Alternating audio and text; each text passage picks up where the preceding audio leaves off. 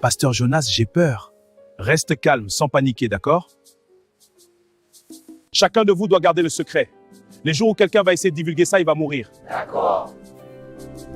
Aujourd'hui, si tu ne pries pas, tu vas devenir une proie pour Satan. Tu dois avoir une église où tu vas adorer ton Dieu. Hébreux 10, 25. N'abandonnons pas notre assemblée, comme c'est la coutume de quelques-uns. Tu ne dois pas choisir une église par l'apparence, mais par la révélation. Car il y a des églises qui sont des tombeaux blanchis. Il y a 3 choses qui doivent accompagner un véritable serviteur de Dieu. 1. Il doit avoir une bonne doctrine de la parole. 2. Il doit avoir une bonne vie. Il doit vivre la parole. Et enfin, le surnaturel doit accompagner son ministère. Le film que nous allons suivre est intitulé « Qui conduit ton âme ?» Sans plus tarder, Beto Banda. Notre réseau kabbaliste doit être partout dans le monde. Mes frères, partez en Afrique et convertissez beaucoup d'églises. Les Africains sont soit pauvres ou malades. Donc prêchez sur la guérison et sur la prospérité. Convertissez les pasteurs qui n'ont pas le discernement. Proposez-leur beaucoup d'argent. Ils vont mordre à l'hameçon. C'est pendant tap changer doucement les tournées, yon belle sirène africaine qui levait dans l'armée à tant qu'on yon rêve mystique. Le pasteur Jonas, c'est un vrai serviteur de Dieu. Nous devons le soutenir avec toutes nos richesses. Bonjour, pasteur Jonas. Bonjour, pasteur Ben.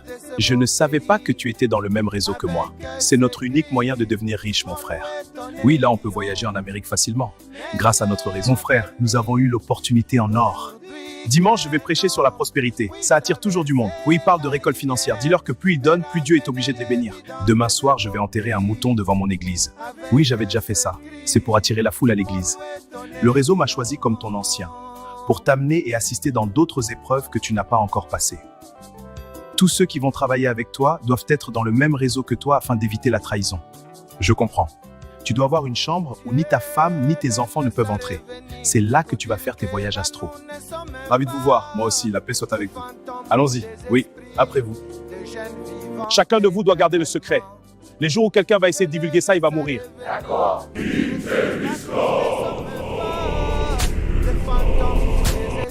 Hier, j'avais enterré le mouton.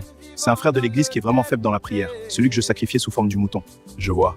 Je lui ai acheté une veste quand il a porté ça son prier. Paf! Je transférais son âme. Ses parents pensent que c'est une crise cardiaque. J'ai donné l'argent pour enterrer le corps. C'est mon diacre qui a conduit le service. D'accord. Prochainement, il faut conduire toi-même. Ma première personne que j'ai donnée, c'était une femme enceinte au grand marché. J'avais manipulé un chauffeur à distance et paf! Tu comprends la suite? Tu fais déjà la manipulation à distance? Oui, c'est un niveau élevé. Aujourd'hui, quand tu vas rencontrer Ren, si tu obéis aux exigences, tu vas le faire. Tu vas faire même la télépathie. Dans mon église, je contrôle ma maison de dons. Tous prophétisent en bien de moi, ils sont sous ma domination. On devrait y aller maintenant. Oui, tu as raison, allons-y.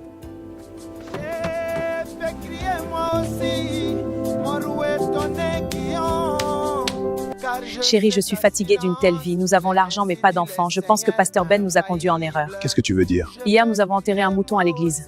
Et c'est toi qui as conduit le service en tant que son diacre. Je regrette les chemins que nous avons choisis. Auparavant, nous étions pauvres grâce à cette loge de notre pasteur que nous sommes maintenant riches. Je suis fatiguée de sacrifier mes enfants toutefois. Chérie, nous étions à peine pauvres, mais tout d'un coup, nous sommes devenus riches en moins de 2 mois. Dieu est grand. Et tu me permets aujourd'hui de faire cette coiffure que tu condamnais il y a 3 mois en arrière. Tu as beaucoup changé. Oui, j'ai changé. Chérie, j'ai compris beaucoup de choses. Dieu voit le cœur et non l'apparence. Oui, mon amour, c'est tellement vrai. Chérie, pourquoi tu ne me permets pas de nettoyer ta chambre de prière ni aux enfants? Tu me caches quelque chose? Non! Fais ce que je te dis et me nerve pas avec tes questions qui n'ont pas de sens. Quoi, tu suis maintenant les prédications du pasteur Joachim Eliezer? Je ne veux plus que tu suives ces vidéos. Chérie, c'est juste une simple question que je te pose. Quoi, tu as un problème avec le pasteur Joachim Eliezer? Non! Chérie, attends, s'il te plaît. Laisse-moi tranquille! Où vas-tu? Reviens.